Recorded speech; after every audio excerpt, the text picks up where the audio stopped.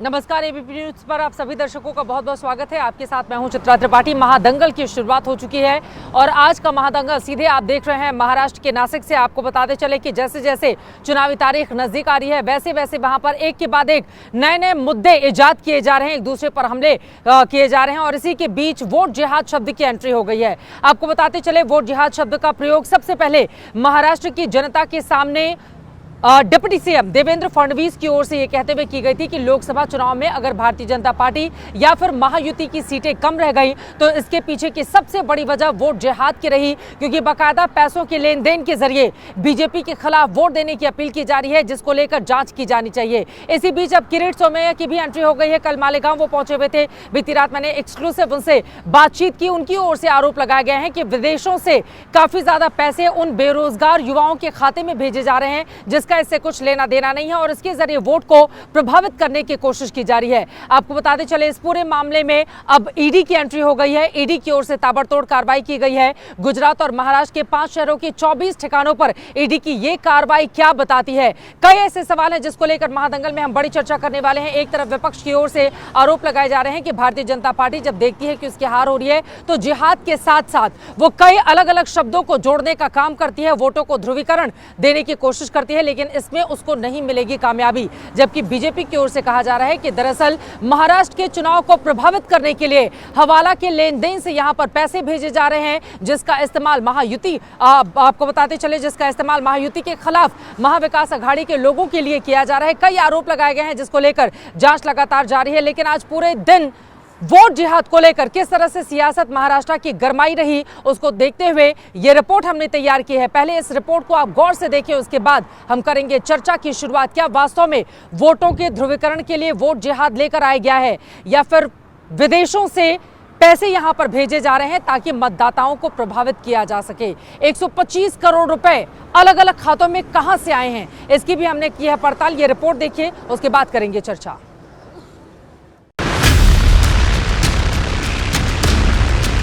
गीदड़ को लगता है वोट जिहाद करके मोदी जी को परास्त कर दिया। वोटों का ऐसा धर्म युद्ध लड़ेंगे कि अब उनकी चलने वाली नहीं है।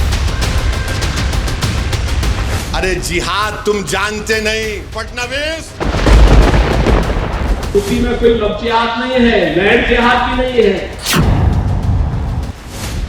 महाराष्ट्र चुनाव से कुछ दिन पहले कथित वोट जिहाद के मामले में ईडी ने आज एक साथ महाराष्ट्र से लेकर गुजरात तक 5 शहरों में 24 ठिकानों पर छापेमारी की। सूत्रों के मुताबिक ईडी ने अहमदाबाद में 13, सूरत में 3, मालेगांव में 2, नासिक में 1 और मुंबई में 5 जगहों पर छापेमारी की। ये मामला फर्जी दस्तावेजों और गलत केवाईसी के जरिए बड़ी संख्या में बैंक खाते खोलने से जुड़ा है। इस मामले में मालेगांव पुलिस ने कल 2 आरोपियों को गिरफ्तार किया था। इनमें सिराज अहमद और नासिक मर्चेंट कोऑपरेटिव बैंक का ब्रांच मैनेजर दीपक निकम शामिल है। हालांकि एक और आरोपी मोइन खान अभी तक फरार है। चुनाव से ठीक पहले इस गिरफ्तारी के बाद बीजेपी वोट जिहाद का आरोप लगा रही है। बीजेपी का आरोप है कि विदेश से आए पैसे के सहारे वोट खरीदने की कोशिश की जा रही है। मालेगांव से भी आ रहा हूँ। आचार संहिता के दरमियान अचानक ये अलग अलग बैंकों में बेरोजगार नौजवानों के नाम से 2 डजन बैंक अकाउंट खुले और उस खाते में से 175 ब्रांचेस में से लगभग 225 करोड़ रुपए जमा किए गए। 4 दिन के अंदर वो पैसे निकाल कर हवाला भी हो गया है। अभी तक की छानबीन में सामने आया है कि सिराज ने 12 लोगों का पैन कार्ड, आधार कार्ड और सिम कार्ड लेकर नासिक मर्चेंट कोऑपरेटिव बैंक में खाते खुलवाए। बदले में सिराज ने सभी को मालेगांव के एपीएमसी बाजार में नौकरी दिलाने का वादा किया। कुल मिलाकर 14 खाते 23 सितंबर से 3 अक्टूबर के बीच खोले गए। खाता खोलने के बाद अगले 1 महीने के दौरान इन खातों में लगभग 2200 लेन देन हुए। इन खातों में कुल 112 करोड़ रुपए जमा हुए, जबकि 111 करोड़ निकाले गए। विदेश से आ रहा है इस प्रकार से मनी लॉन्ड्रिंग करके। मुझे विश्वास है, मैंने गृह मंत्री अमित शाह जी से चर्चा की है, उनसे विनती की है। उप मुख्यमंत्री देवेंद्र फडणवीस जी ने कल से स्वयं इंस्ट्रक्शन दी है। मुझे विश्वास है कि ये मनी ट्रेल बहुत जल्दी हम पकड़ पाएंगे। इस बात की जांच करनी चाहिए कि ये जो पैसा है वो वोट जिहाद के लिए तो नहीं इस्तेमाल किया जा रहा था। उधर ईडी की कार्रवाई को लेकर कांग्रेस ने सवाल उठाए हैं। चुनाव के अंदर भारतीय जनता पार्टी अलग अलग जिहाद के शब्द करती है और अपने जो गैर राजनीतिक सहयोगी हैं, जिसमें अलग अलग एजेंसीज हैं, ईडी जैसी, उनका इस्तेमाल करती आई है। जब चुनाव की आचार संहिता लगी होती है तो बिना इलेक्शन कमीशन की अनुमति के कोई कार्रवाई नहीं कर सकता। ईडी ऐसी संस्था कैसे इस देश के अंदर हो सकती है जिसको कोई चुनाव आयोग की परमिशन नहीं चाहिए? ये वोट जिहाद, लव जिहाद, लैंड जिहाद और कौन से जिहाद के जुमले जो आ रहे हैं ना, जनता धनाधन धनाधन धनाधन उनके मुंह पे वो वापस दे रही है। पिछले पार्लियामेंट के इलेक्शन में महाराष्ट्र और उत्तर प्रदेश के एमपी बाहर हुए, अब महायुति की सरकार बाहर होने जा रही है। और वोट जिहाद के आरोपों के बीच बीजेपी के सहयोगी अजीत पवार ने एबीपी न्यूज से खास बातचीत के दौरान एक बार फिर बटेंगे तो कटेंगे के नारे से अपनी नाराजगी जताई है। ये बटेंगे तो कटेंगे वाला जो नारा है अजित पवार को सूट नहीं कर रहा है। आपने कई मंचों से इसकी मुखालफत की है। नहीं कर रहा है। बाहर के स्टेट के मिनिस्टर, चीफ मिनिस्टर आते हैं, वो बोलते हैं शायद ऐसे नारे नॉर्थ में लोग सुनते होंगे और उनके बारे में सोचते होंगे। देवेंद्र फडणवीस ने महाराष्ट्र में सबसे पहले वोट जिहाद का आरोप लगाया था, लेकिन हवाला फंडिंग के सिलसिले में ईडी की छापेमारी के बाद ये मुद्दा जोर पकड़ रहा है। चित्रा त्रिपाठी और सूरज ओझा के साथ bureau report, ABP news.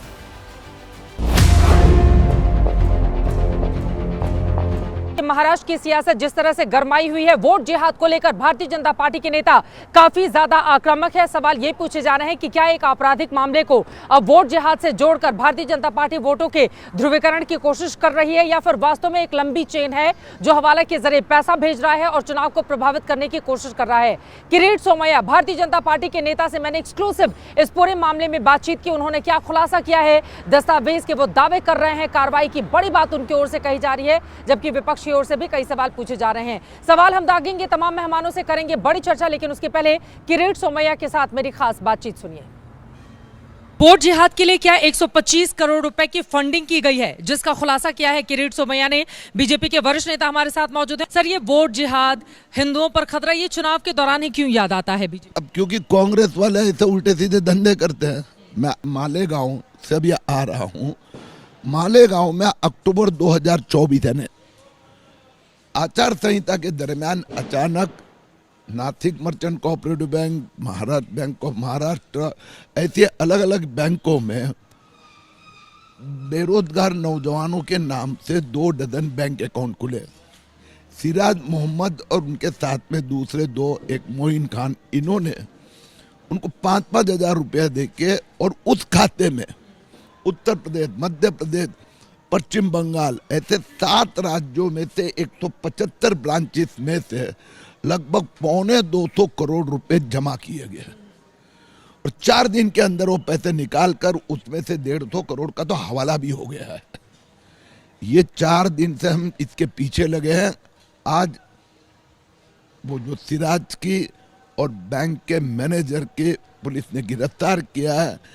CBI, ED, income tax, reserve bank, Maharashtra police, bank intelligence unit, इन सबको हमने जानकारी दी है। सभी ने होमवर्क शुरू किया है। दूसरा पक्ष ये कहेगा कि चुनाव में चंदा तो लिया ही जाता है चुनाव लड़ने के लिए, तो फिर ये पैसे वोट जिहाद के लिए कैसे इस्तेमाल? हाँ, एक तो पैसा है कि इसको देने वाला कौन पता नहीं है और कितना बड़ा नेटवर्क। तो इतना बड़ा नेटवर्क या तो राहुल गांधी खड़ा कर सकते हैं या फिर फॉरेन की कोई एजेंसी। दूसरी बात, ये जो पैसा आया भी नॉन ट्रांसपेरेंट, आचार संहिता के दरमियान गया भी नॉन ट्रांसपेरेंट पद्धति से। उसी समय पर राहुल गांधी की कांग्रेस कहती है हमें ये उलेमा काउंसिल ने समर्थन किया है। हमने दोनों की बैलेंस शीट निकाल के दे दी। जो उलेमा बोर्ड है वो तो पेपर ऑर्गेनाइजेशन है और वो जो एनजीओ महासंघ है, मराठी मुस्लिम सेवा संघ, सिर्फ बैंक में 500 रुपये है। तो ये पैसे आते कहाँ से? तो ये मालेगांव की बैंकों में इस प्रकार से पैसा आता है और ये पैसा हवाले के द्वारा इनको दिया जाता है। ये बहुत बड़ा खुलासा आप कर रहे हैं, बहुत बड़ी जानकारी। आपको लग रहा है कि इस तरह के पैसों का इस्तेमाल कर एक तरफ बीजेपी या महायुति को हराने की साजिश की जा रही है और दूसरी तरफ कौन है इस पैसे के पीछे, इस बारे में कोई जानकारी किसी के पास नहीं। अब उसके पीछे भी एनआईए लग जाएगा, क्योंकि ये तो बहुत खतरनाक बात है। इस प्रकार से पैसा ये यहाँ का है।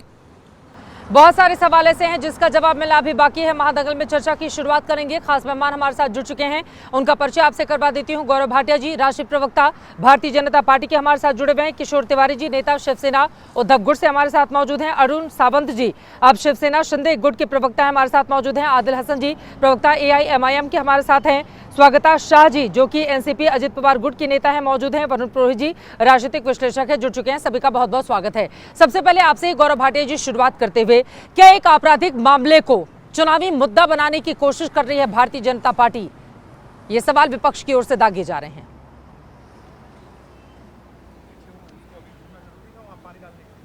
अगर ये सवाल विपक्ष पूछ रहा है चित्रा जी, तो मैं समझता हूं ये और चिंताजनक है। विपक्ष का मानसिक दिवालियापन हो गया है, नैतिक पतन हो चुका है, या वो देशद्रोही हो चुके हैं। चित्रा जी, आप मुझे बताइए, आप भारतीय नागरिक हैं, मैं भारतीय नागरिक हूं। चुनाव आएंगे, कोई चुनाव जीतेगा, कोई चुनाव हारेगा, लेकिन ये तय करेंगे भारत के लोग। एक स्वच्छ प्रणाली होगी, एक सकारात्मक सोच होगी, जो चुनेगा कि उनका प्रतिनिधित्व कौन करेगा। यहां 3 कमियां हैं, 3 इलीगैलिटीज अवैध रूप से। पहला, विदेशी फंडिंग आने का अंदेशा है, जो अभी तक खबर आ रही है। तो इससे ये बताइए, भारत का चुनाव है या ये घुसपैठियों और जिहादियों का चुनाव है? और क्या ये कहा नहीं जाएगा, हमारे अंगने में जिहादी तुम्हारा क्या काम है, हमारे चुनाव में तुम्हारा क्या काम है? जब रुपया आ रहा है अकाउंट में 122 करोड़, 111 करोड़ दिया जा रहा है, तो सबसे बड़ी चिंता की बात तो ये है कि रुपए का इस्तेमाल वोट खरीदने के लिए किया जा रहा है। दूसरी बात, अपील की जा रही है धर्म के आधार पे, चाहे उलेमा हो, चाहे वो all India Muslim personal law board हो, कि सारे मुसलमान एक हो जाओ। हमारा संविधान, representation of people act, model code of conduct, 3 मैं आपको कानून बता रहा हूं, क्या ये इजाजत देता है कि धर्म के आधार पे आप अपील करें? और हम अगर कहते हैं एक रहोगे तो सेफ रहोगे, तो इनको परेशानी हो जाती है। तीसरी बड़ी बात, आपको मालूम है आज झारखंड में भी कांग्रेस प्रभारी है गुलाम मीर, उन्होंने क्या कहा, चाहे घुसपैठिए हों जो कि नागरिक नहीं है, चाहे वो भारतीय नागरिक हो, झारखंड के आदिवासी हो, सबको मुफ्त का गैस सिलेंडर मिलेगा। अब ये क्या है, चुनाव को प्रभावित कर रहे हैं कि घुसपैठिए भी वोटर बन के, जो हमारे नागरिक हैं, उनके वोट को क्षीण कर। ठीक है, ये कितना चिंताजनक है। और सबसे बड़ी बात है, क्यों मैंने कहा, ये अंत करूंगा ये बात कह के चित्रा जी, ये जो कार्रवाई हो रही है, इसका स्वागत तो महायुति कर रही है, इसका स्वागत तो महावसूली अघाड़ी को भी करना चाहिए। ये डर क्यों रहे हैं? इसका मतलब जो अदृश्य हाथ है वो गांधी परिवार का है, वो शरद पवार का है, और वो उद्धव ठाकरे का है। इसीलिए कार्रवाई से ये लोग बिलबिला रहे हैं। मैं जवाब ले लेती हूं। किशोर तिवारी जी, अगर कार्रवाई हो रही है, ईडी पूरे मामले की जांच कर रही है, तो फिर ये क्यों पूछा जा रहा है कि चुनाव आयोग ने ईडी को कहा कि नहीं कहा कि इस तरह के मामले की जांच की जाए? देखिए, बेहद गंभीर मामला है किशोर तिवारी जी। ये अगर 125 करोड़ 175 करोड़ जिसकी बात लेन देन में कही जा रही है आ रहा है, तो जांच होने दीजिए। आखिर पैसे कहां से आ रहे हैं, कौन लोग हैं जो इस तरह से, जो बेरोजगार युवक हैं उनके खाते में इतने पैसे डाले जा रहे हैं, और कुछ ही दिनों में वो पैसे गायब भी हो जाते हैं, पता नहीं कहां चले जाते हैं। जांच से किस बात की दिक्कत, किस बात का डर है किशोर तिवारी जी? देखिए, मैं महाआघाड़ी का एक नेशनल स्पोक्स पर्सन हूँ, और मैं किरीट सोमैया जी ने जो कुछ भी कहा उसे महाराष्ट्र सरकार ने गंभीरता से लेना, NIA ने गंभीरता से लेना, होम मिनिस्ट्री से गंभीरता से लेना, और उसकी जांच करना, ये मांग करता हूँ। और कोई गलत बात नहीं है। हाँ, ये 200 करोड़ आए कैसे, गए कैसे, कौन है ये लोग, हाँ, इसका पता चलना चाहिए। लेकिन मैंने किरीट सोमैया का आपका इंटरव्यू देखा, वो बोले थे कि ये सब ऑपरेशन राहुल गांधी कर सकते हैं। हाँ, विवादित बयान है। देखिए, मैं अभी बताता हूँ, ये चुनाव आएंगे जाएंगे, लेकिन ये जो बात अभी हो रही है, ये बात का रिफ्लेक्शन बहुत दूर तक जाएगा। ऐसे कैसे 2 करोड़ 200 करोड़ आ जाते, ऐसे करोड़ 150 करोड़ कोई निकाल के ले जाता, और वो कौन लोग हैं? और मैं बताता हूं, कहीं 0% भी हमारे पार्टी का, हमारे उम्मीदवारों का, मैं इसमें कांग्रेस आई और एनसीपी शरद पवार और उद्धव ठाकरे के पार्टी का कोई भी आदमी 1% भी अटका हुआ है तो मैं राजनीति से संन्यास ले लूंगा। ये क्या बातें करते हो?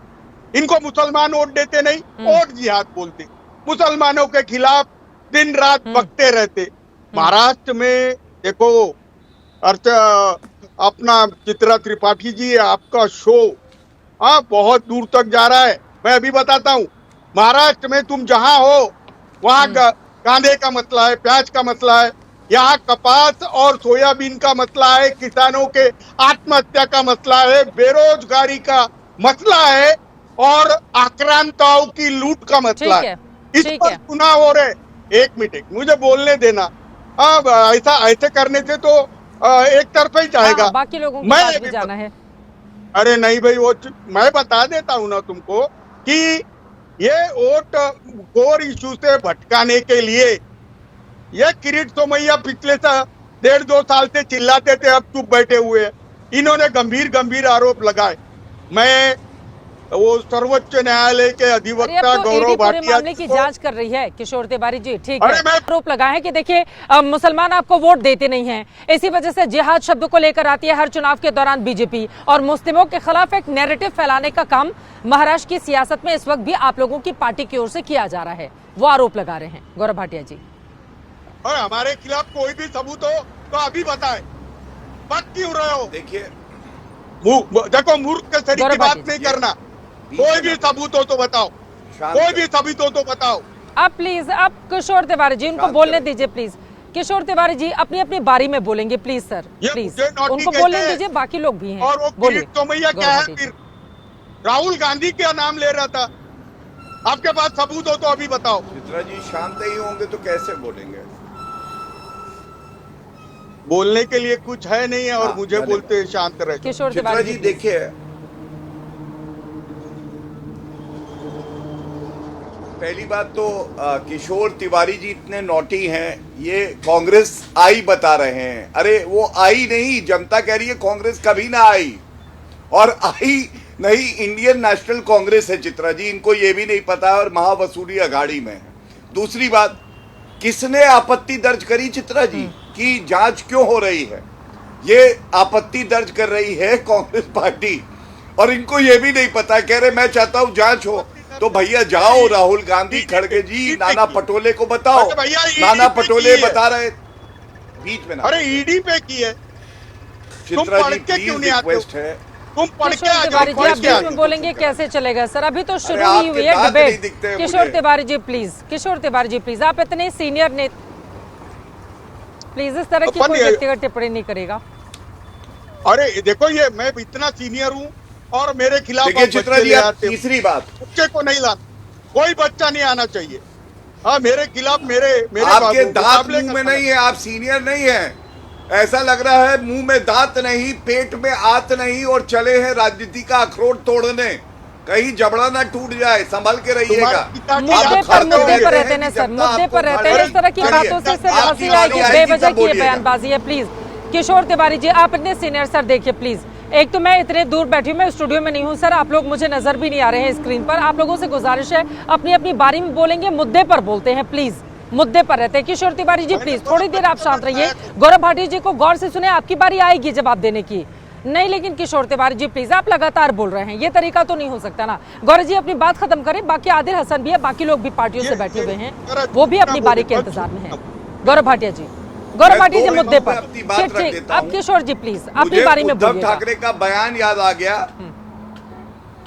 उद्धव ठाकरे ने चुनावी भाषण में कहा, गद्दारों को माफ नहीं करेगी महाराष्ट्र की जनता। अब अगर बाहरी शक्तियां भारत में चुनाव में हस्तक्षेप कर रही हैं और जांच कर रही है हमारी जांच एजेंसी, और उसका विरोध कर रहे हैं, चित्रा जी आपको अच्छा लग रहा है? बिना दांत का एक आदमी बार बार बोले जा रहा है। क्या हम किशोर तिवारी जी का ऑडियो थोड़ा प्लीज? गौरव भाटिया जी, ये तरीका ठीक नहीं हो सकता ना, please sir, please Gaurav Bhatia जी।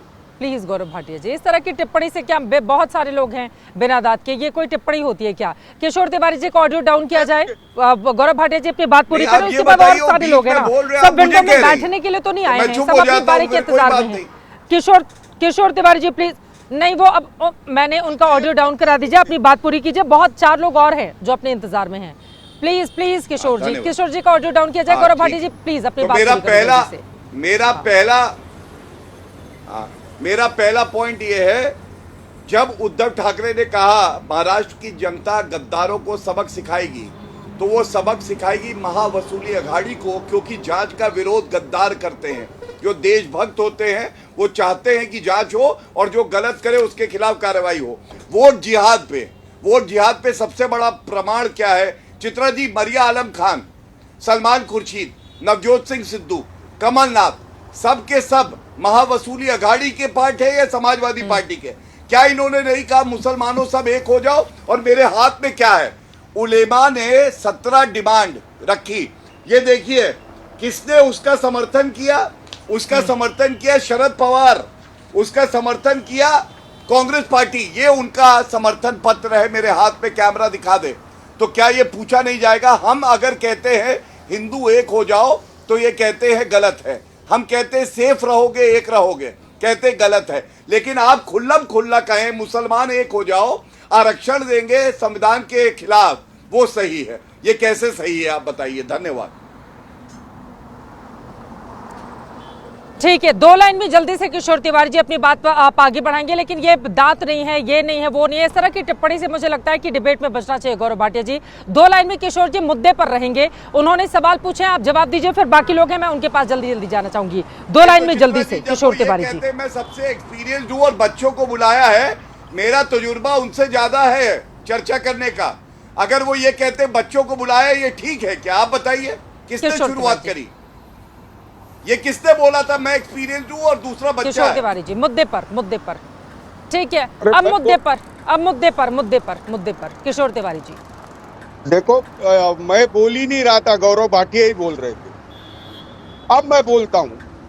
देखो, चुनाव में हर संगठन अपनी अपनी मांगे लेके आता है और शरद पवार जी ने भी वो मांग पत्र रख लिया, हमने भी रख लिया, लेकिन कॉन्स्टिट्यूशन अलाउ नहीं करता ना रीजनल रिजर्वेशन, कोई भी रिलीजियस रिजर्वेशन अलाउ नहीं होता। कॉन्स्टिट्यूशन के अंदर ही जो कुछ होगा, और कोई दे रहा है तो ले लेते, और हमको सपोर्ट करता है वो भी ले लेते। और मुसलमान हमारे साथ है, दलित हमारे साथ है, ओबीसी हमारे साथ है, आदिवासी हमारे साथ है, इनके साथ केवल अडानी और अंबानी है। ये मेरा इसमें दोष नहीं है, मेरा दोष नहीं है गौरव भाटिया। अडानी अंबानी के अलावा कोई नहीं है तुम्हारे साथ। ठीक है, चलिए अरुण सावंत जी और बाकी लोगों को मैं लेकर आना चाहूंगी। आदिल हसन है, स्वागता शाह जी हैं, वरुण पुरोहित जी हैं। अब सीधे आदिल हसन साहब आपके पास आते हुए, वोट जिहाद की बात करके वो जांच की अगर मांग कर रहे हैं तो इस बात से क्या दिक्कत है? ईडी पूरे मामले की तफ्तीश कर रही है, दूध का दूध पानी का पानी हो जाएगा, लेकिन आप लोग भी आगे जिहाद की परिभाषा समझाने के लिए। मैम, बीजेपी को गजवाए हिंद और जिहाद से मोहब्बत है, हम लोग तो जानते भी नहीं क्या होता है। आप ही बोलिए, नरेंद्र मोदी जो है इलेक्ट्रॉल बॉन्ड पे हजारों करोड़ रुपया लिया उन्होंने, जितना फार्मास्यूटिकल्स कंपनी से पैसा लिया 5 गुना 10 गुना दवा का दाम बढ़ गया है। और इलेक्ट्रॉल बॉन्ड इन्होंने लिया, पीएम केयर्स में पैसा लिया, चाइना की कंपनी से पैसा लिया, आरटीआई में पीएम केयर्स नहीं आ सकता है। पूरी दुनिया जानती है इलेक्ट्रॉल बॉन्ड के चलते हजारों कंपनी को कॉन्ट्रैक्ट मिला है, बीजेपी ने दिया है। भ्रष्टाचार में बीजेपी का कोई बोल नहीं सकता है। बीजेपी के राष्ट्रीय अध्यक्ष बंगारू लक्ष्मण ने रक्षा दलाली की थी, पूरी दुनिया जानती है। तो बीजेपी कैसे भ्रष्टाचार पे बोल सकती है मैम? अजीत पवार, छगन भुजबल, नारायण राणे, हेमंता बिश्व शर्मा, राजकुमार मिश्रा, जितना भी हसन मुशर्रफ, जितना भी भ्रष्टाचारी हैं वो बीजेपी के साथ है। अभी अबू आजमी पे केस चल रहा है ईडी का, अबू आजमी को मैं बोल रही, अरे हवाला से पैसे आ रहे हैं, आरोप लग रहे हैं हवाला से पैसे आ रहा है। मैम सुनिए मैम, हवाला से पैसा आ रहा है इलेक्शन कमीशन को और देश के, हम तो आपसे आपके चैनल के माध्यम से बोलते हैं, सुप्रीम कोर्ट जांच कर दे, सुप्रीम कोर्ट के सिटिंग जज से जांच हो जाए। ये इलेक्शन में ये दलाली नहीं चलेगी कि आप ईडी और इसका नाम लीजिएगा, आप सुप्रीम कोर्ट के सिटिंग जज से जांच करा दीजिए। दूध का दूध पानी का पानी हो जाएगा। आप ही बतलाइए, अबू आजमी जो है महाविकास अघाड़ी में मैडम, उसको अलायंस में 2 सीट मिला है, 12 सीट पे खड़ा कर दिया है, क्योंकि देवेंद्र फर्नांडिस अबू आदमी में सेटिंग है कि तुम मुस्लिम एमएलए के खिलाफ कैंडिडेट करा करो, इसलिए अबू आदमी का जांच स्लो हो गया है। आप ही बताइए, अजीत पवार जिसको चक्की पीसिंग देवेंद्र फर्नांडिस और डब्बू कहते थे, वो सुबह 5 बजे शपथ ले लेते हैं। नवाब मलिक का क्या हुआ मैम? चुनाव लड़ रहा है अजीत पवार के पार्टी से, देवेंद्र फर्नांडिस और दूसरे लोग बोल नहीं पा रहे। भ्रष्टाचार की जितनी भी किताब है वो तो भाजपा के घर से लिखाती है। अदानी अंबानी को पूरी दुनिया जान रही है कि प्रधानमंत्री उसके लिए एजेंटगिरी करते हैं, श्रीलंका में, बांग्लादेश में, अफ्रीका में, फ्रांस में, स्पेन में, पूरी दुनिया जानती है। सुप्रीम कोर्ट के सिटिंग जज से जांच कराइए, ये हवाला का क्या मामला है, ये ड्रामाबाजी बीजेपी का नहीं चलेगा। और ईडी जो है होम मिनिस्टर के ऑफिसर यहाँ पर करे, ईडी अपने डायरेक्टर डिबेट में बोल देने से कि सुप्रीम कोर्ट के जज जांच करें, ऐसा हो तो जाएगा नहीं। उसके लिए आप लोग रुख कर लीजिए सुप्रीम कोर्ट का, ठीक है। गौरव भाटी जी इसका जवाब देंगे, बाकी मेहमानों के पास अरुण सावंत जी शिवसेना शिंदे गुट से जुड़े हुए जल्दी एक टिप्पणी। तो आप लोगों को जाना पड़ेगा, आप ऐसे डिबेट में बोल देने से थोड़ी ना जांच शुरू हो जाएगी कि हमने डिबेट में बोल दिया सुप्रीम कोर्ट के जज जांच शुरू कर दें। आप लोग जाइए, खटखटाइए दरवाजा, बोले कि बीजेपी जो आरोप लगा रही है वो आरोप गलत हैं और इस वजह से इस पूरे मामले की निष्पक्ष जांच होनी चाहिए। विरोधी दलों की ओर से आरोप लगाए जा रहे हैं कि जब भी चुनाव आता है आप लोग जिहाद शब्द लेकर मैदान में कूद पड़ते हो। अरे महाराज, ऐसे नहीं होगा ना कि हम टीवी पे बोल रहे हैं और फिर सुप्रीम कोर्ट की जांच शुरू कर दें। उसके लिए एक प्रक्रिया होती है ना, आप भी जानते हैं। एक बार मैं शिंदे गुट से जवाब ले लेती हूँ। अरुण सावंत जी उनके आरोप पर जवाब दीजिए, उसके बाद मैं बाकी लोगों के पास जाऊंगी। अरुण सावंत जी। चित्रा जी, आपका सवाल ठीक से सुनाई नहीं दे रहे हैं क्योंकि बीच में कोई बोल रहा है, फिर से पूछिए। ठीक है, मेरा ये सवाल है वोट जिहाद को लेकर, ये जो महायुति आगे बढ़ रही है और आरोप लगा रही है कि महाविकास अघाड़ी के लिए पैसे खर्च किए जा रहे हैं, हवाला का लेन देन है, 2 लोगों की गिरफ्तारी हुई है और अभी करोड़ों रुपए और है जिसकी जांच की जानी बाकी है। चुनाव के दरमियान ये जिहाद शब्द आप लोग लेकर आते हैं क्योंकि आप लोगों को सूट करता है, ये आरोप लग रहे हैं। चित्रा जी, ये आरोप बिल्कुल बेबुनियाद है। कुछ साल पहले ये जिहाद वगैरह मैं भी नहीं मानता था, लेकिन पिछले 1 साल की कुछ घटनाएं मैं आपको बताऊंगा, सिर्फ 2 घटना बताऊंगा, जिसके बाद आप भी विश्वास करने लगेंगे कि सचमुच वोट जिहाद जैसा कुछ महाराष्ट्र में हो रहा है। एक बात तो ये है कि पिछले कुछ 7-8 महीनों से 208 एनजीओ इस महाराष्ट्र में जिनको पैसा दिया जा रहा है कांग्रेस पार्टी और उबाटा शिवसेना की ओर से, उन संस्थाओं ने क्या काम किया, तो सिर्फ और सिर्फ बोगस फर्जी दस्तावेज उन्होंने इकट्ठा किए। मुस्लिम समाज की महिला पुरुष सबके उन्होंने नाम वोटिंग लिस्ट में दर्ज किए। ऐसे 9 लाख लोगों के नाम वोटिंग लिस्ट में दर्ज इस मुंबई में किए गए और उसमें से काफी लोग पकड़े भी गए। महाराष्ट्र सरकार, होम डिपार्टमेंट, पुलिस ने कुछ लोगों को गिरफ्तार किया और ये काम सिर्फ और सिर्फ यहाँ पे उबाटा शिवसेना और कांग्रेस कर रही है। दूसरी बात, आपको मालूम होगा टीस नाम की एक संस्था है, TISS, Tata institute of social sciences. ये संस्था काफी जिसका अच्छा नाम है, उस संस्था ने एक सर्वे किया। उस सर्वे में पश्चिम बंगाल, महाराष्ट्र और दिल्ली में जो रोहिंग्या मुसलमान होते हैं, जो अफगानिस्तान से बाजू के देशों से आते हैं, उनको यहाँ पर फर्जी दस्तावेज देके उनका भी नाम वोटिंग लिस्ट में दर्ज किया गया और इसमें कांग्रेस नंबर 1 पे। इसीलिए अभी ये वोट जिहाद का जो है उसके ऊपर विश्वास बैठने लगा है। सरकार शिंदे जी की है, एकनाथ शिंदे जी की है। आप ही कह रहे हैं कि फर्जी दस्तावेज अगर बनाए जा रहे हैं, अरे आपके नाक के नीचे फर्जी दस्तावेज तैयार किए जा रहे हैं, आप लोगों को पता नहीं चला क्या? अगर आप इस तरह की बातें करेंगे आप ही के ऊपर सवाल खड़े हो जाएंगे। काफी लोगों को पकड़ा भी हमारी सरकार ने और हमारे होम डिपार्टमेंट ने। उसके बाद ये बात साबित हुई है कि सचमुच यहाँ पर कांग्रेस की ओर से वोट जिहाद नाम का कुछ चल रहा है, ताकि बाकी सब इनको अभी कोई पूछ नहीं रहा है, इनके पास कोई काम नहीं बचा है, सिर्फ और सिर्फ आरोप की राजनीति करना और इस हिंदुस्तान के दो टुकड़े करने का सपना कांग्रेस फिर एक बार देख रही है, लेकिन ये कभी सपना उनका पूरा नहीं होगा। इस राज्य के सभी हिंदू, सभी जाति धर्म के लोग एक हो जाएंगे। सिर्फ ये जो हिंदुस्तान को ना मानने वाले मुस्लिम है वही सिर्फ इनके साथ रहेंगे। जो असली मुसलमान है वो इस सत्ता के साथ रहेगा, हम हिंदुओं के साथ रहेगा और उन मुसलमानों को हम साथ देंगे। स्वागता शाह जी, मैं फौरन आपके पास आऊंगी। जल्दी से एक टिप्पणी वरुण पुरोहित जी के लिए लेते हैं। वरुण पुरोहित जी, बार बार कांग्रेस पार्टी का वो लोग नाम ले रहे हैं, इसलिए आप जवाब दीजिए। और हर एक पार्टी को मिलकर कहना चाहिए कि जांच होनी चाहिए। अगर बाहर से, विदेशों से फंडिंग हो रही है तो वो कौन से लोग हैं जो फंडिंग के जरिए यहाँ के चुनाव को प्रभावित करना चाहते हैं? बाहरी वो कौन सी ताकत है जो हिंदुस्तान के एक राज्य में इतना ज्यादा इंटरेस्ट ले रही है? दूध का दूध और पानी का पानी हो जाने दीजिए, जांच से इतनी तकलीफ क्यों शुरू हो जाती है? चित्रा जी, किसी को जांच से तकलीफ नहीं है, सब जांच की मांग कर रही है। तो तकलीफ इनको हो रही है। 4 जून को जब परिणाम आया लोकसभा का तो मोदी की गारंटी फेल हो गई। फिर ये बटेंगे कटेंगे लाए तो अजीत पवार, अशोक चौहान, पंकजा मुंडे ने खारिज कर दिया, आपने दिखाया।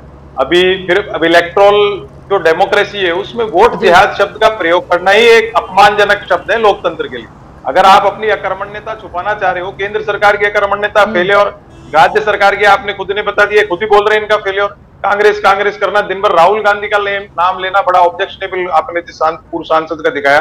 ये तो कांग्रेस की विधि विभाग की लचरता, नहीं तो डिफेमेशन के केस ठोक देने चाहिए इन लोगों के ऊपर। कुल मिलाकर के इनके पास कोई मुद्दा बचा नहीं है इस चुनाव में, जबकि बात करनी चाहिए बेरोजगारी की, महंगाई की और जो पूंजीवाद। मैं तो इनको कहूंगा जब वोट जिहाद जैसा शब्द का प्रयोग कर रहे हैं तो मैं कर रहा हूँ पूंजीवाद जिहाद। ये पूंजीवादी जिहाद जो कर रही है भारतीय जनता पार्टी, आपने उसका नमूना देख लिया प्रयागराज में बच्चों के ऊपर कैसे लाठीचार्ज किया।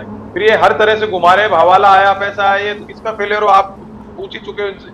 आप 1 महीने 2 महीने से पैसा आ रहा है, हम आदमी चुनाव में क्यों ईडी जाके बच्चों की डिमांड मान ली गई है, ठीक है, लेकिन वोट जिहाद जिस शब्द को लेकर आप यहाँ पर वरुण पुरोहित जी आपत्ति जता रहे हैं, उसकी जननी तो कांग्रेस ही है ना।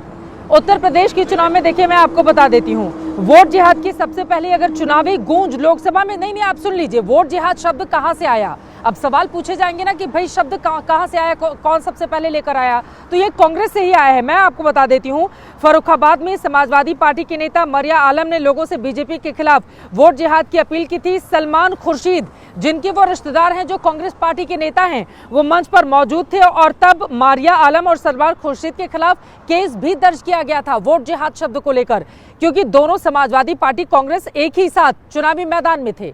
तो ये जो वोट जिहाद शब्द है जिसको लेकर इतने परेशान आप हो रहे हैं, आप ही लोगों के नेताओं की देन है। ये उसको बीजेपी उठा रही है महाराष्ट्र में और बता रही है कि पैसों का लेन देन हो रहा है यहाँ पर।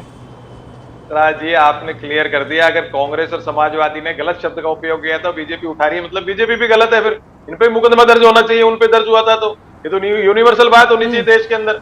और ये बार बार जो इनकी क्या है, फेल हो गया, वोट कटेंगे बटेंगे, कभी वोट जिहाद लिया है, कभी हवाला कांड लिया, खुद का फेलियर है इनका, चुनाव आयोग का फेलियर है। अगर कोई भी चीज इलीगल है या गलत हो रही है तो चुनाव आयोग इसका मतलब चुनाव ढंग से संपन्न नहीं करा पा रहा, या केंद्र सरकार का फेलियर है, ईडी, सीबीआई, इनकम टैक्स इनके अंडर में आती है। क्या कर रहे थे आप? चुनाव की डेट आएगी, पोलिंग आएगी, उस समय जाके छापे मारोगे, तो इसका फेलियर क्लियर कट हो गया। तो ये राज्य सरकार के बीजेपी के जो महाराष्ट्र के नेता हैं वो भी मोदी जी की सरकार का फेलियर मान रहे हैं, टीवी पे भी सब लोग फेलियर मान रहे हैं। सरकार आपने भी इनसे पूछा है, जवाब नहीं दे पा रहे। इनकी खुद की सरकार स्टेट में कांग्रेस ने कर दिए वोट, फर्जी वोट बढ़ा दिए, फर्जी वोट बढ़ा दिए। कांग्रेस तो जब आप कह रहे हो मजबूत है ही नहीं, फ्रेम है ही नहीं महाराष्ट्र में, कांग्रेस कैसे कर सकती है लाखों वोटों का हेरफेर? और अगर कर रही है तो कांग्रेस मजबूत है, तो मानो उस बात को कि आपका फेलियर है सरकार में, आप गलत हो, आप सरकार चला नहीं पा रहे हो, केंद्र सरकार आप चला नहीं पा रहे हो और आरोप लगाते हो कांग्रेस पे। दूसरी बात, राहुल गांधी का, हाँ चित्रा जी, राहुल गांधी का किरीट सोमैया ने नाम लिया है। तो वो स्थिति नहीं है ना, अभी तो लोकसभा में सबसे ज्यादा फायदे में कांग्रेस पार्टी रही है। बिल्कुल, किरीट सोमैया ने नाम लिया। हाँ, तो आरोप लगाया उस पे, कांग्रेस पार्टी को केस करना चाहिए, उसके लीगल सेल को। नहीं करते तो कांग्रेस पार्टी की लचर व्यवस्था है। चित्रा जी, बाहर की जहां चलिए ठीक है, मैं स्वागता शाह को लेकर आना चाहूंगी। एक सेकंड चित्रा जी, जहां पे एक सेकंड, मैं स्वागता शाह की टिप्पणी ले लेती हूँ। सर, मैं थोड़ी दूर बैठी हूँ, आपकी आवाज देर से मुझे मिल रही है, ठीक है। कांग्रेस पार्टी को लेकर आपके सवाल है, लेकिन स्वागता शाह जी अब आपके पास आते हुए बीजेपी के नेता जब वोट जिहाद की बात करते हैं, बटेंगे कटेंगे की बात करते हैं, तो फिर अजित पवार और उनकी पार्टी इससे सहमति नहीं जताती है, क्योंकि अगर महायुति में सबसे ज्यादा मुसलमान उम्मीदवार किसी की ओर से दिए गए हैं तो वो आपकी पार्टी है। 5 उम्मीदवार खड़े किए गए हैं। ये जो वोट जिहाद नया टर्म बीजेपी के नेताओं की ओर से इस्तेमाल करते हुए ईडी की भी इसमें एंट्री हो गई है, पूरे मामले की जांच चल रही है, तो आपकी पार्टी कैसे देख रही है इसको? जांच होनी चाहिए या वोट जिहाद केवल मामले को ट्विस्ट देने के लिए इस शब्द को लेकर आई है भारतीय जनता पार्टी? नहीं, अगर ऐसा कुछ है तो मैम डेफिनेटली जांच होनी चाहिए।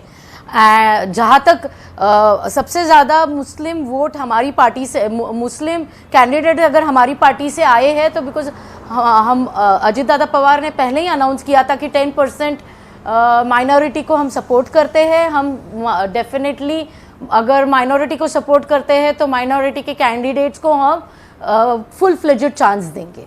गौरव भाटिया जी, लेकिन इससे इतर देखिए, आप ही के जो सहयोगी पार्टी के दूसरे, चाहे अजित पवार जिनका आज मैंने इंटरव्यू लिया है, तमाम मुद्दों पर उन्होंने महायुति के भीतर ही कई सवालों को जन्म दिया है, चाहे ये बटेंगे कटेंगे का नारा हो, अब वोट जिहाद, उन्होंने तो कई मुसलमानों को 5 मुस्लिम चेहरों को टिकट दिया है, तो उनके लिए तो ये नुकसान करेगा ना,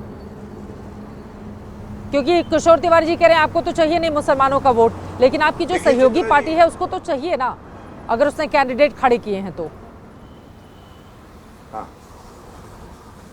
चित्रा जी, सबसे पहले आपके प्रश्न का उत्तर दे देता हूं, और उत्तर देने से पहले आपका धन्यवाद करूंगा, एबीपी न्यूज का धन्यवाद करूंगा। आप लोग तो जान गए हैं कि महायुति जीतने जा रही है, और 2 शेर प्रवक्ता आपने बैठाए हैं, एक भाजपा का और एक शिवसेना का, और 4 विरोधी दल के हैं।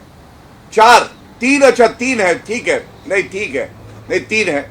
मैं आपकी बात का उत्तर दे देता हूं।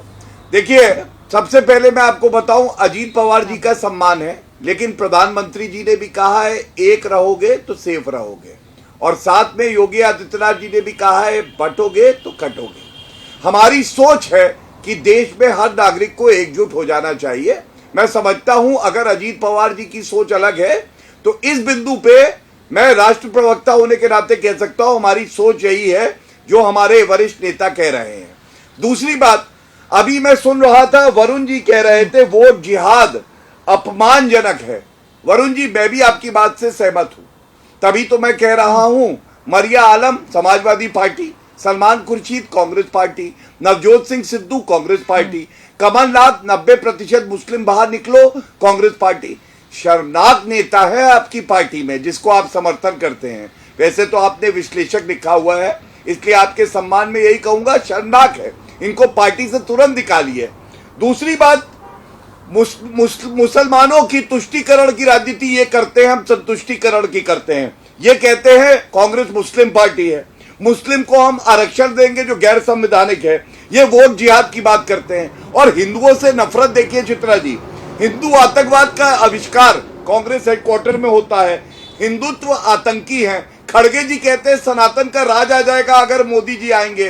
तो आप मुझे ये बताइए, हिंदू क्यों नहीं प्रभावित होगा ऐसे नफरती बयानों से, क्यों एकजुट नहीं होगा? अब आते AIMIM पे। AIMIM औरंगजेब में विश्वास करती है। तस्वीर दिखाइए कैमरामैन। औरंगजेब की मजार पे जाके अकबरुद्दीन ओवैसी 15 मिनट वाले, आप जानते होंगे, जब योगी जी दहाड़ते इनकी पतलून गीली हो जाती है। ये औरंगजेब की मजार पे गए थे, और हम कहते हैं छत्रपति शिवाजी महाराज के हम लोग वंशज हैं, हम लोग वोट उनको देंगे। महाराष्ट्र की जनता तय कर लेगी कि वो औरंगजेब के साथ खड़ी है या छत्रपति शिवाजी महाराज के साथ खड़ी है। और मैं एक बात और बता दूं, अंत करूंगा इस बात पे। अबू आजमी और बीजेपी की सेटिंग कह रहे थे, अरे हम भी कहेंगे असदुद्दीन ओवैसी और हफीज सैयद की सेटिंग है। अगर बिना प्रमाण के कोई भी आरोप लगाना है तो हम भी कह सकते हैं लश्कर तैयबा के एजेंट है असदुद्दीन ओवैसी। अरे ऐसी बातें करो जो कि चैनल पे शोभा देती हैं। प्रधानमंत्री जी के लिए बता रहे, अब शब्द बोल रहे हैं। आप कह रहे अदानी, ये तस्वीर दिखाइए, ये कौन है? रेवंत रेड्डी अदानी जी के साथ हैं, बताइए ये कौन है? अशोक गहलोत मुख्यमंत्री अदानी जी के साथ हैं। ये देखिए जीजा जी रॉबर्ट वाड्रा किसके साथ है? अदानी के साथ है। अब आप मुझे बताइए, कांग्रेसी नेता अगर अदानी के साथ है तो ठीक है, हम उनसे समझौता करेंगे, रुपया लेंगे, जो भी ये करते हैं, और आरोप हम पे लगाएंगे। ये किस तरह का दोगला व्यवहार है? अरे आप तो इतना बता दीजिए, वीर सावरकर जी वीर है कि नहीं है? हाथ उठा रहे हैं। स्वागत है शाह जी, मैं आपके पास आऊंगी, मैं आपके पास माफी मांगते हैं। मुझसे बात कर लो भाई।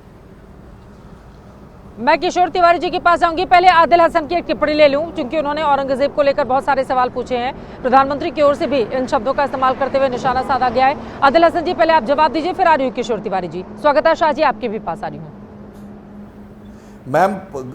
मैम बीजेपी में इतना दम नहीं है। बाबा साहेब अंबेडकर के ग्रैंडसन प्रकाश अंबेडकर साहब भी गए थे औरंगजेब के मजार पे। इनकी औकात नहीं है प्रकाश अंबेडकर साहब को बोलने की। देवेंद्र फडणवीस उर्फ डब्बू जो है, जगरंता पाटिल जो मराठा लीडर उनके बारे में के पजामे में लटक जाओगे। अजहर मसूद औकात की बात मत करना चित्रा जी। औकात क्या होता है? इस आदमी की क्या औकात है? दो कौड़ी की औकात है इस आदमी की। ये तो गलत शब्द है ना आदिल हसन साहब। आदिल हसन साहब प्लीज, ये कौन सी भाषा? दोनों की ऑडियो डाउन कीजिए, दोनों को ऑडियो डाउन कीजिए, दोनों को ऑडियो डाउन कीजिए, दोनों को ऑडियो डाउन कीजिए। ये कोई तरीका नहीं हो सकता है, ये कोई तरीका नहीं हो सकता है। ये चौराहे पर चल रही उस तरह की डिबेट नहीं है कि जिसके मुंह में जो आए वो वहां पर बोलकर चला जाए। आदिल हसन जी, किस तरह की भाषा का आप इस्तेमाल कर रहे हैं? आप यहाँ पर डिबेट पे बैठे हुए हैं, नेशनल चैनल पे बैठे हुए हैं, दुनिया के बाकी देशों में भी हमारा चैनल देखा जाता है। थोड़ी प्लीज, आपकी मर्यादा नहीं होगी, हमारी चैनल की मर्यादा है। आप दोबारा से इस तरह की भाषा का इस्तेमाल करेंगे सर, मैं नहीं बुलाऊंगी आपको डिबेट में। किशोर तिवारी जी, अपनी बात को पूरी करें। किशोर तिवारी, उसके पहले स्वागता शाह जी, उन तक मेरी आवाज ही गई थी, उनको मुझे बीच में रोकना पड़ा था। स्वागता शाह जी, जल्दी से आप अपनी बात को पूरी करें। यस अजित पवार सहज है हाँ जिहाद शब्द के साथ? हाँ जी, अगर वोट जिहाद चल रहा है तो, और जांच की बात कही जा रही है। मैम, अगर ऐसा कुछ है तो डेफिनेटली जांच होनी चाहिए। जहां तक बात है कि सबसे ज़्यादा कैंडिडेट्स को इस इलेक्शन में चांस देने की, तो मेरी पार्टी हमेशा से माइनॉरिटी को सपोर्ट करती है। तो माइनॉरिटी के जो भी काबिल कैंडिडेट्स हैं, हमने उनको इलेक्शन में उतारा है और डेफिनेटली वो बहुमत से जीत के आएंगे। लास्ट टाइम मेरे को आपका ऑडियो सुनाई नहीं दे रहा था अभी, लेकिन लोकसभा चुनाव में माना यही गया कि अजित पवार, ठीक है, अजित पवार को अगर इतना ज्यादा नुकसान हुआ है तो लोकसभा में उनको माइनॉरिटी वोट नहीं मिला था। ये जो असेसमेंट हुआ उसमें ये बातें निकलकर सामने आई हैं। आपको ऐसा क्यों लगता है कि इस बार की परिस्थिति बदलेगी और अजित पवार को जो अल्पसंख्यक हैं वो भी वोट करेंगे? मैम, इस बार डेफिनेटली परिस्थिति बदलेगी, क्योंकि रूरल एरिया में अजित दादा पवार जी का नाम है। उन्होंने बहुत सारा काम किया हुआ है, बहुत सारे अच्छे प्रोजेक्ट्स डिलीवर किए, जैसे कि लाड़की बहन योजना इतने सक्सेसफुल तरीके से आज पूरे महाराष्ट्र में आप देख रहे हैं, इतने सक्सेसफुल तरीके से डिलीवर की गई है। तो उस हिसाब से इस बार की राजनीति में आप डेफिनेटली अजित दादा पवार और एनसीपी के बहुमत से जीतते हुए लोगों को देखेंगे और डेफिनेटली हम लोग 100% जीत हासिल करेंगे। किशोर तिवारी जी, अब सीधे आपके पास आते हुए, अजित पवार के लिए तो माना गया कि बहुत सारे फेक नैरेटिव, जैसा कि उन्होंने मेरे इंटरव्यू में भी बताया, कि फैला दिए गए, जिसके कारण उनको जीत नहीं मिली। अल्पसंख्यक के वोट भी थे जो राजनीतिक विश्लेषक बताते हैं कि उनके खाते में नहीं गए 2024 लोकसभा के चुनाव में। लेकिन उद्धव ठाकरे की पार्टी, सर आप लोग अपना 2019 का हाल देखिए और मौजूदा परिस्थिति में जो बेहाल हो गया उसका हाल देखिए। अगर महाविकास अघाड़ी में सबसे खराब प्रदर्शन किसी का रहा था तो उद्धव गुट का रहा था। क्या सीखा आप लोगों ने लोकसभा से, जो अब लग रहा है कि विधानसभा में वो चीजें नहीं रिपीट होंगी और आपकी पार्टी अच्छे मार्जिन से जीतकर ज्यादा सीटों पर वापस आएगी? किशोर तिवारी जी, एक बात मैं बोलता हूं कि ये चैनल है, चुनाव का मौसम है, लेकिन देवेंद्र फडणवीस एक बहुत होनहार नेता है और उनको डब्बू वब्बू नहीं बोलना चाहिए। और मैं बोलता हूं बेबुनियादी आरोप तो करना ही नहीं चाहिए। अब वो अरविंद सावंत कह रहे थे कि 9 लाख वोट डाल दिए। अरे आपकी सरकार केंद्र में है, राज्य में है, अरे आप ये सब रोको ना। और चुनाव 8 दिन है, अगर तुम्हारे पास ऐसी इंफॉर्मेशन है तो इलेक्शन कमीशन भी आपके पास है, उसको इलेक्शन थोड़ा पोस्टपोन कर लो, लेकिन व्यक्तिगत टिप्पणियां अवॉइड होनी चाहिए। अभी आपने मुझे पूछा, मैं बता देता हूं। उद्धव ठाकरे जी को